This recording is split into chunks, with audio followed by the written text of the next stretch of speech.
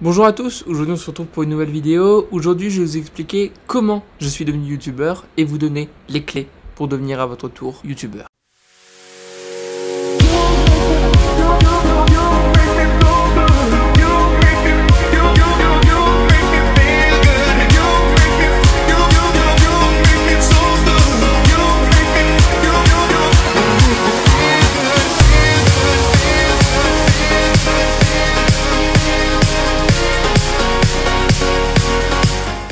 Avant de passer aux choses sérieuses, j'aimerais vous poser une simple question. Qu'est-ce qui vous anime le plus? Est-ce que c'est le sport? Est-ce que c'est le voyage? Est-ce que c'est le tricot? Est-ce que c'est l'humour? Est-ce que c'est l'actualité brûlante du monde? Est-ce que c'est l'histoire? Peu importe. Il faut que vous trouviez la thématique qui vous parle le plus, qui vous suggère le plus de choses. Une thématique dans laquelle vous ne pourrez pas avoir de concurrence en quelque sorte, où vraiment c'est votre sujet de prédilection. Après avoir choisi la thématique que tu vas faire, il va falloir choisir la méthode dans laquelle tu vas la présenter. Il en existe plusieurs, il existe le podcast, le vlog, il existe aussi le visual vibes qui est en gros du contenu visuel ou du contenu cinématique si vous préférez, ou alors même peut-être des courts-métrages, des longs-métrages, des moyens-métrages. Va falloir que tu choisisses quelque chose qui corresponde à ta personnalité. Moi personnellement j'ai choisi le vlog parce que c'est ce qui correspond le plus à ma personnalité. Je suis quelqu'un qui adore sortir, qui adore montrer mon quotidien, qui adore montrer des choses, qui adore transmettre des choses, et du coup le vlog est ce qui me permet le plus de le faire. Et si tu as un profil, tu aimes être dans ta chambre, tu aimes pas trop montrer ton quotidien, c'est aussi une bonne chose. Tu peux aussi le faire en studio évidemment, si tu as plus les moyens, mais je sais que dans certaines thématiques, la peinture, le dessin par exemple, être dans sa chambre ou en tout cas dans un studio de création vous permettra d'être beaucoup plus créatif que si vous êtes en vlog, ça va être plus simple. Maintenant que je t'ai dit toutes ces choses là, j'aimerais juste te rappeler quelque chose. Cette formation n'est pas un remède miracle, il va falloir que tu travailles, que tu tournes des vidéos, que tu filmes des choses, que tu racontes des choses pour apprendre ce que tu aimes, pour apprendre ce que tu veux faire et surtout pour apprendre la vidéo. Donc ça va pas être facile, vraiment ça va pas être facile, ça va même peut-être te paraître compliqué les premiers jours, les premières semaines, mais crois-moi que après avoir appris à se servir de sa caméra, de son logiciel de montage et de tout ce qui entoure, qui englobe en fait la vidéo, vous allez voir que c'est très amusant. C'est une question qui revient énormément, comment choisir son matériel. Avant de vous donner des recommandations concernant le matériel que vous allez devoir choisir, je vais vous donner deux conseils importants. Le premier étant de ne pas réfléchir et de ne pas trop regarder de comparatifs sur internet. Quand j'ai commencé, je regardais souvent ces trucs-là et je me rendais compte en fait que je perdais énormément de temps parce que la partie technique était un petit peu compliquée et parfois je changeais d'avis tout le temps et au final il y a seulement deux paramètres qui vont devoir entrer en ligne de compte quand vous allez choisir. D'abord votre budget, il va falloir constituer un budget pour savoir quel type de caméra vous allez pouvoir acheter. Ensuite, il va falloir que cette caméra ou que ces objectifs ou que ce stabilisateur ou que cet ordinateur répondent à vos besoins. Le second conseil que je vais vous donner, c'est de penser global. Évidemment, quand vous achetez une caméra, il faut penser au trépied, au micro, au stabilisateur, à l'ordinateur avec lequel vous allez devoir monter vos vidéos, à l'objectif que vous allez monter sur votre appareil photo. Par exemple, si vous prenez un appareil à objectif interchangeable,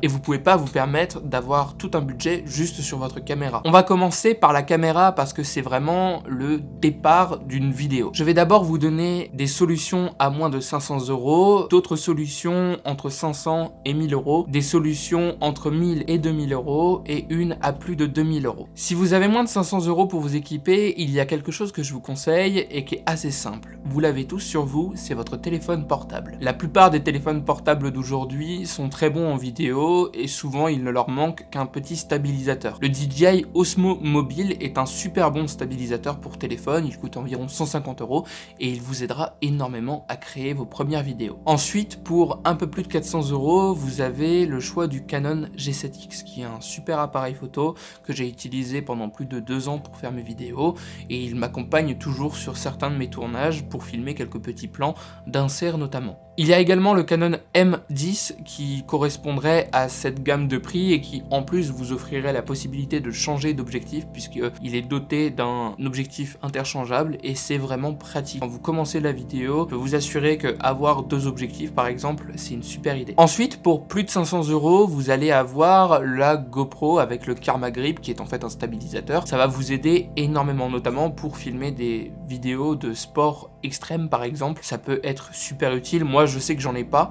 parce que c'est pas utile pour moi, c'est pas ce que je fais pour l'instant en tout cas, mais ça peut être une super idée. J'ai des copains qui ont justement une GoPro et ça les aide énormément dans leurs vidéos, notamment quand ils filment des sports extrêmes. Dans cette gamme de prix, il y a également le Sony RX100 Mark II qui est vraiment excellent, qui a une qualité juste géniale. J'ai beaucoup de personnes dans mes contacts qui utilisent cette gamme de RX100. Alors aujourd'hui il y a le RX100 Mark V qui est exceptionnel mais qui est très cher, alors je vous le conseille pas spécialement. Entre 1000 et 2000 euros, il y a le Canon 80D ou en tout cas le Canon 90D désormais. Moi j'avais le Canon 80D qui m'a servi pendant plus de 2 ans et j'ai filmé la plupart de mes vidéos avec cet appareil. Il a une qualité exceptionnelle, son seul petit problème peut-être c'est son manque de stabilisation puisqu'il n'a pas de stabilisation interne. Pour plus de 2000 euros, il y a la caméra qui me filme actuellement, c'est le Sony A7 III. Cette caméra est exceptionnelle, je ne cesserai jamais de vous en donner les louanges. Cela fait presque 1 an que cette caméra m'accompagne et justement je compte bien rester chez Sony désormais. Avant j'étais Canon, maintenant je suis absolument pro Sony parce que la qualité de cette caméra est juste exceptionnelle, elle me permet de faire tout ce que je veux et en plus elle a une stabilisation interne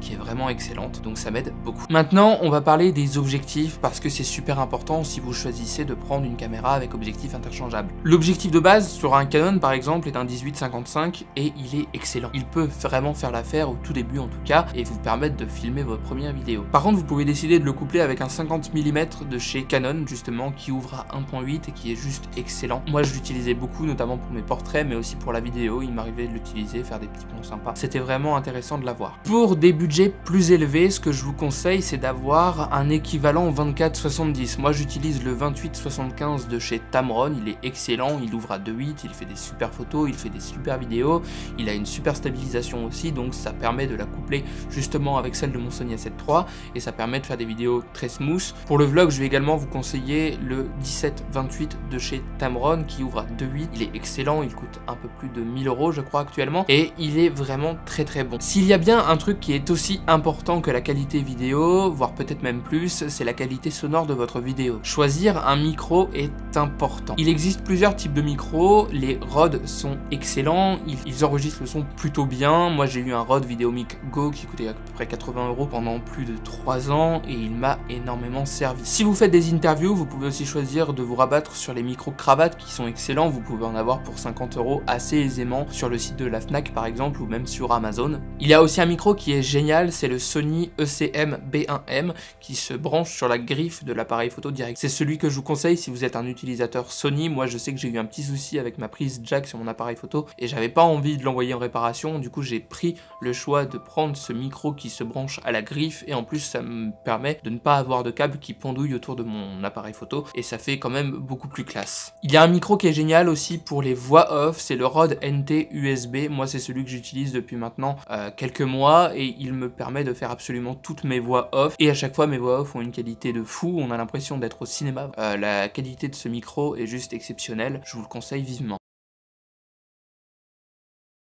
Ça y est, nous sommes dans le module concernant le tournage. La première étape d'un tournage, et elle est cruciale, il s'agit de l'écriture de votre vidéo ou en tout cas de votre projet. Au début de mon aventure, il m'arrivait souvent de ne pas écrire mes vidéos, je prenais une idée, je la développais et ensuite j'allais sur une autre idée puis je revenais sur mon idée de base. Souvent j'avais une idée et je l'oubliais dans la foulée parce que je l'avais pas notée. Donc ce que je peux vous conseiller, c'est quand vous avez une idée, que ce soit pendant une conversation, pendant que vous écoutez de la musique, pendant que vous regardez un film, pendant que vous êtes aux toilettes, pendant que vous êtes sous la douche, c'est vraiment de la noter le plus rapidement possible. Vous prenez soit votre téléphone, soit votre carnet, en tout cas ce que vous avez sous la main. Moi sur mon téléphone, j'ai une note qui s'appelle boîte à idées sur laquelle je note absolument toutes mes idées de vidéos. Du coup quand je veux tourner une vidéo, je vais sur cette note, je regarde mes idées et là je prends celle qui m'intéresse le plus sur le moment. Je prends cette idée, je note les lignes directrices et ensuite je les développe. C'est vraiment ce que je vous conseille de faire, c'est de prendre les lignes directrices et ensuite de les développer. Pas de développer une idée par une idée parce que sinon c'est un petit peu plus compliqué et vous risquez de vous perdre un petit peu dans l'écriture de votre vidéo. Il y a une question qu'il faut se poser lorsque l'on écrit une vidéo. Quelle valeur va-t-elle transmettre? Est-ce que ce sera de la valeur émotionnelle? Est-ce que ce sera de la valeur culturelle? Ou en tout cas des connaissances? Elle peut même parfois apporter les deux. Par exemple, quand je vous fais une vidéo 5 conseils pour progresser en photographie, c'est une valeur culturelle, ou en tout cas, je vous apporte des connaissances. Par contre, quand je vous fais une vidéo uniquement voyage, là je vous apporte une valeur émotionnelle avec des beaux plans, de beaux couchers de soleil, de belles images, de belle musique, toute une ambiance qui vous donne envie de voyager. Là, c'est une valeur émotionnelle. Il existe 3 éléments sur lesquels vous pouvez noter vos idées. Soit vous prenez un carnet ou un cahier, soit vous prenez votre téléphone et là vous allez dans l'application Notes et vous notez, ou alors vous prenez votre ordinateur et là vous allez pouvoir prendre l'application Word, Office, enfin n'importe laquelle, ou alors vous pouvez utiliser l'application Celtix si vous voulez noter un scénario par exemple. C'est très simple de noter un scénario là-dessus. Cette partie est super importante. Avant de tourner une vidéo, il faut avoir à l'esprit les éléments des paramètres de sa caméra. Et moi ce que je vous conseille, c'est de retirer tout de suite le mode automatique de votre appareil photo et de passer en mode manuel. Par conséquent, ce n'est plus l'appareil photo qui va choisir comment il va filmer une scène, mais vous qui allez le faire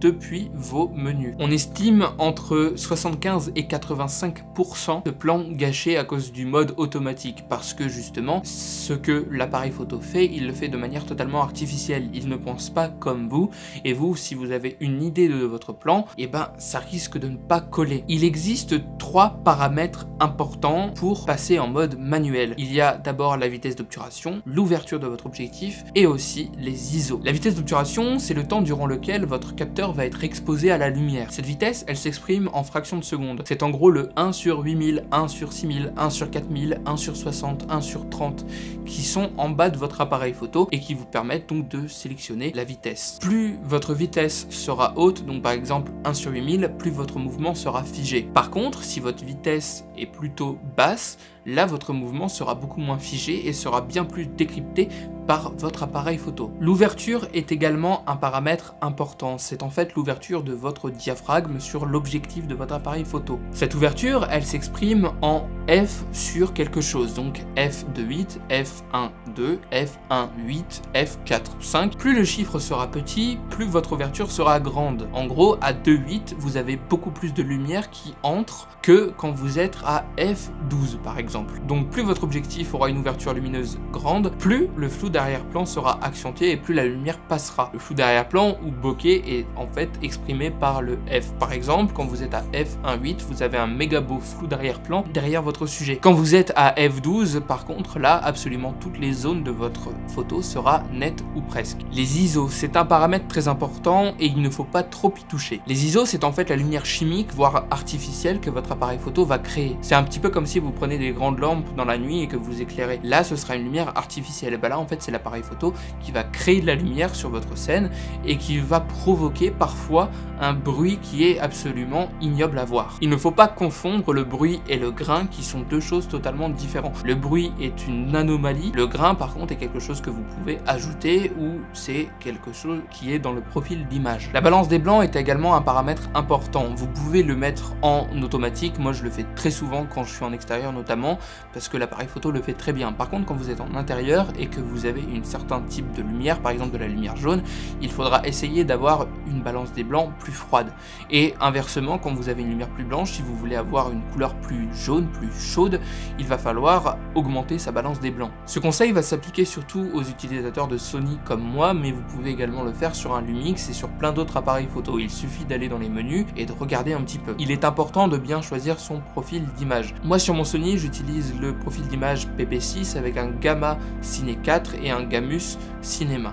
C'est quelque chose de super, surtout quand vous débutez, ça vous permet d'étalonner vos images un petit peu plus facilement sur Premiere Pro par exemple. On va parler de fréquence d'image et c'est un choix super important. Au cinéma, tous les films que vous voyez sont tournés en 25 images par seconde ou en tout cas un équivalent avec le 24 images par seconde par exemple. C'est pour ça que je vous conseille de passer votre caméra en 25 images par seconde, ça va créer un beau flou de mouvement. Et d'ailleurs, un petit conseil supplémentaire, il faut avoir une vitesse d'obturation égale ou supérieure à 1/50 de seconde. Ça permet d'avoir un petit flou de mouvement, sans pour autant que ce soit tout flou et que ça défonce vos images. Pour faire du ralenti, il faudra avoir au moins le double de 25 images par seconde, donc soit 50, 60, 100 images secondes, 120 images secondes. Ça dépendra des possibilités qu'offre votre appareil photo. Moi, je sais que mon appareil photo peut filmer jusqu'à 100 images par seconde. Maintenant que vous avez paramétré votre appareil photo, que vous avez écrit votre vidéo, il faut passer au tournage. Pour tourner vos vidéos, je vais vous conseiller certaines choses, notamment 5 règles de composition qui fonctionnent bien. La première règle étant la symétrie. C'est quelque chose qu'utilise beaucoup Wes Anderson sur ses films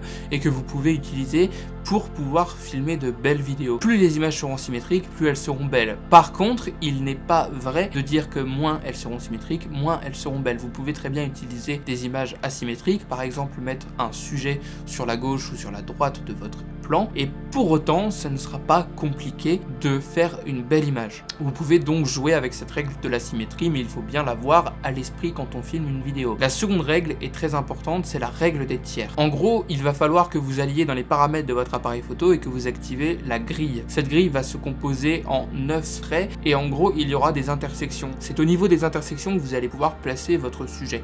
Vous pouvez le mettre donc un petit peu sur la droite, un petit peu sur la gauche. Vraiment, vous pouvez jouer avec ce paramètre, c'est vraiment très important. Vous pouvez faire de super belles compositions rien qu'en faisant ça. La troisième règle, et elle va bien avec la précédente que je vous ai exposée, c'est celle du champ de mouvement. En gros, il va falloir que votre caméra soit orientée vers là où regarde votre sujet, par exemple. Vous placez par exemple un sujet vers la droite qui regarde vers la gauche. Il va falloir donc qu'il y ait un espace vers la gauche pour qu'on puisse imaginer ce que regarde votre sujet, ou même voir ce que regarde votre sujet si c'est possible. La quatrième règle, elle est très importante, c'est celle des lignes directrices. N'hésitez pas à utiliser des lignes directrices pour filmer vos vidéos. Par exemple, si je mets mon téléphone comme cela, là, vous avez envie de suivre ce qui se passe derrière le téléphone, c'est-à-dire mon visage. Il y a une règle qui est aussi essentielle, c'est d'utiliser de la profondeur, utiliser quelque chose qui soit en premier plan, en second plan et en troisième plan, et peut-être même encore après. Là, par exemple, sur le plan que vous êtes en train de regarder, il y a une certaine profondeur. Il y a d'abord mon visage, et derrière moi, il y a mes écrans et mon bureau. Moi, ce que je vous conseille lorsque vous filmez une scène, c'est de multiplier les angles de prise de vue.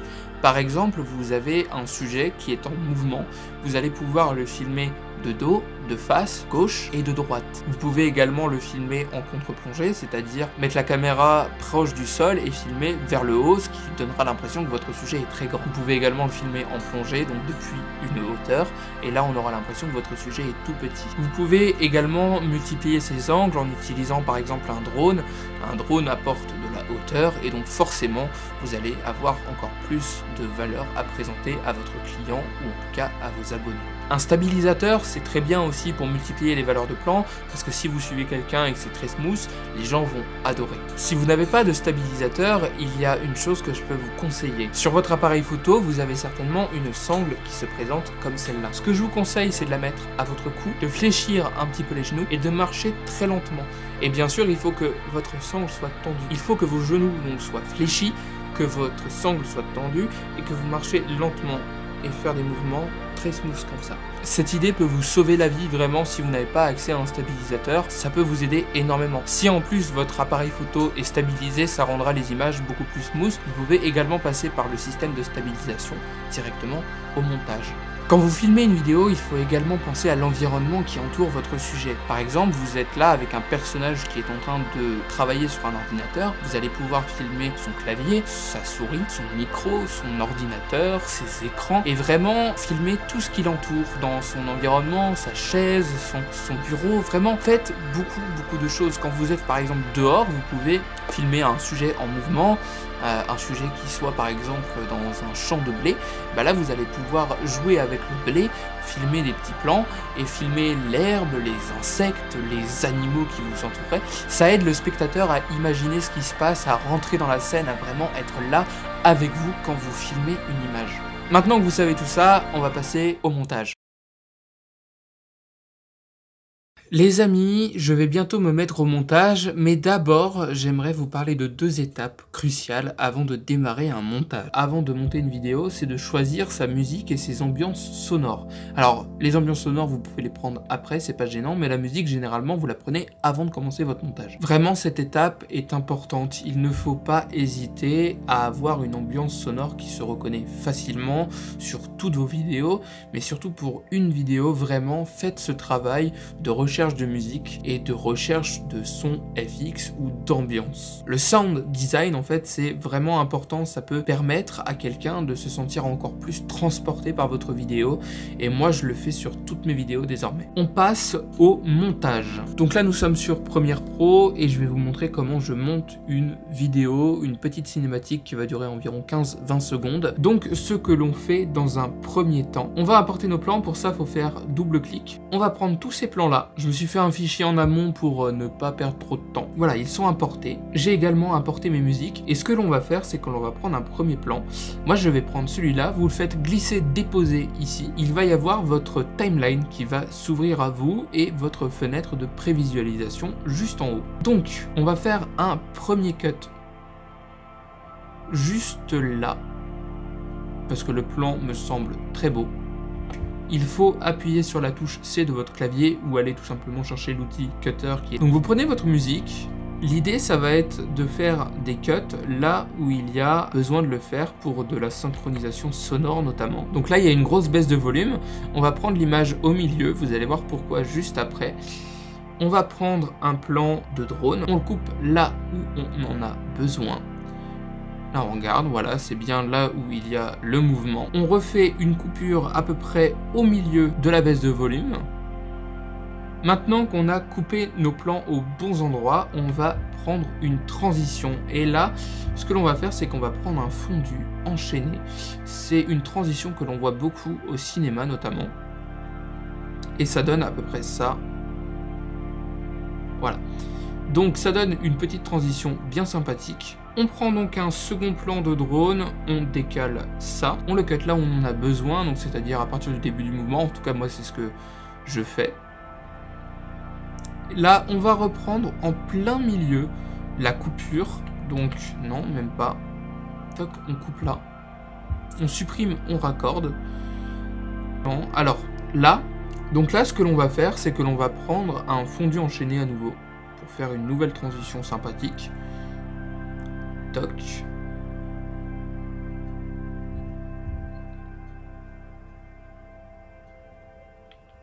Et là, on coupe pour mettre un terme à la vidéo.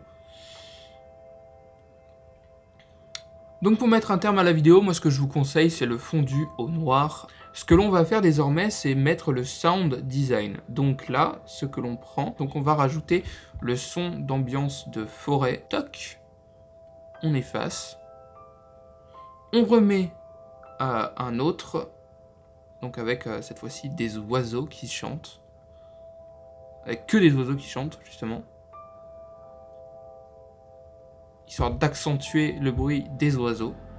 Là on va s'occuper des petites transitions sonores qui sont très importantes. En fin de vidéo, pour que la musique ne s'éteigne pas de manière totalement violente, il ne faut pas hésiter à mettre un fondu exponentiel en fin de vidéo. Et en gros, la vidéo va partir comme ça. Ouais, bon. Toc. Là, c'est vraiment de l'ordre du détail, mais je vais pas vous mentir que si vous faites ça sur vos vidéos, ça risque de beaucoup plaire aux gens qui vous regardent. Maintenant que l'on a fait ça, on va pouvoir commencer à étalonner nos images.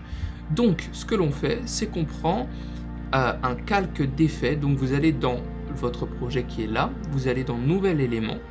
Vous prenez un calque d'effet juste là, vous faites OK, vous le mettez ici, vous le faites durer toute la vidéo si vous voulez faire votre étalonnage sur toute la vidéo.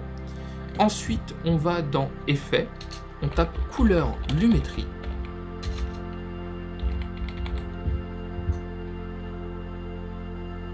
On le fait glisser, déposer sur le calque d'effet. Et là, on va dans Options d'effet. Et là, il va y avoir correction de base, créatif, courbe, roue chromatique et correspondante. Donc là, moi, je vais dans créatif, je prends parcourir. Voilà, je viens de mettre mon petit lutte que moi j'ai créé. Donc là, vous faites activer, voilà. Vous vous rendez compte que ça marche plutôt bien. Si vous voulez, vous pouvez faire des petites modifications, notamment avec cette partie-là, où vous pouvez vraiment jouer un petit peu sur les couleurs pour avoir des couleurs beaucoup plus chaudes ou beaucoup plus froides, dépendant de ce que vous souhaitez. Moi, en tout cas, je trouve que les plans sont très bien comme ça. Vous pouvez également modifier la peau en prenant la TSL secondaire. Là, il y en a pas besoin, vous comprenez bien. Maintenant, ce que l'on va faire, c'est que l'on va exporter le média. Donc vous allez dans Fichier, vous faites Exportation média. Donc là, vous allez avoir cette fenêtre qui va s'ouvrir dans laquelle vous allez pouvoir modifier certaines choses. Alors là, vous prenez le format H264, la préconfiguration, vous vous en occupez pas forcément, parce que moi c'est une préconfiguration que j'ai créée avec le temps. Vous mettez 1980 par 1080 en hauteur. Fréquence d'image, vous prenez 25 images secondes, c'est important. En aspect, vous mettez pixels carrés. Le profil de codage, vous prenez donc supérieur et niveau 5.1. Moi, c'est ce que je fais en tout cas tout le temps. Ça m'aide énormément. Ensuite, vous allez dans le réglage du débit. C'est vraiment une partie importante. Vous prenez VBR 2 passages. C'est vraiment très important. Vous faites un débit cible de 25 mégabits seconde et un débit maximum de 100 mégabits seconde. C'est le meilleur rendu pour YouTube, en tout cas. Et c'est le rendu que j'utilise pour absolument tout. Et ça m'aide beaucoup. Ensuite, vous faites tout simplement exporter.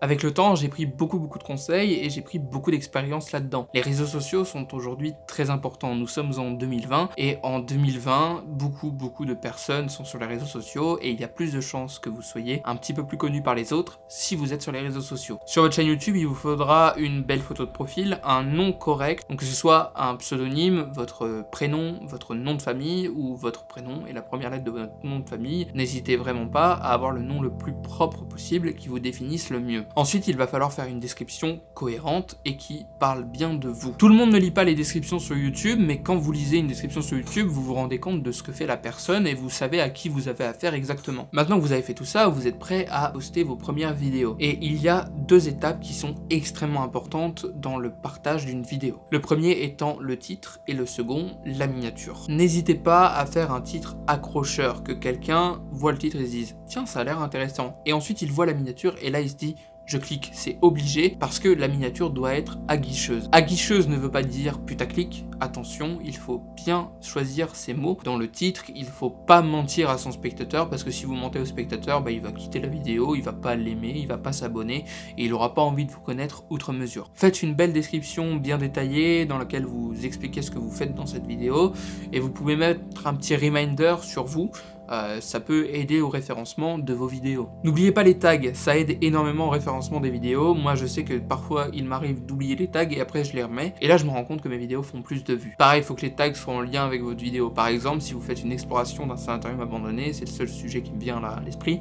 Vous mettez exploration, urbex, sanatorium, abandonné. Vraiment, faites les bons choix quand vous faites vos tags. Ensuite, pour partager votre vidéo, il va falloir vous créer des comptes sur d'autres réseaux sociaux. Twitter, Facebook et n'importe quel autres réseaux sociaux pourront vous aider énormément. Vous pouvez également utiliser la plateforme TikTok qui est en pleine expansion et qui vous aidera certainement à gagner de nouveaux abonnés et à trouver de nouvelles personnes. Au début, quand vous allez créer votre chaîne YouTube et quand vous allez commencer la vidéo, il va falloir parler de vous à votre entourage, donc que ce soit à votre famille proche, que ce soit à vos amis, vos collègues de travail, vos anciens collègues, vos camarades de classe. Vraiment parler de vous autour de vous. S'ils sont curieux, ils iront voir ce que vous faites et s'ils aiment bien, ils partageront à d'autres personnes. Le bouche à oreille est donc une bonne idée si vous voulez vous faire connaître au début.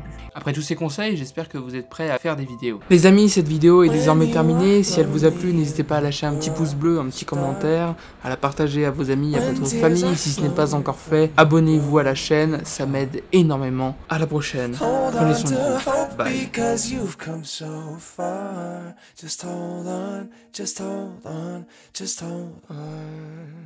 Sing hallelujah.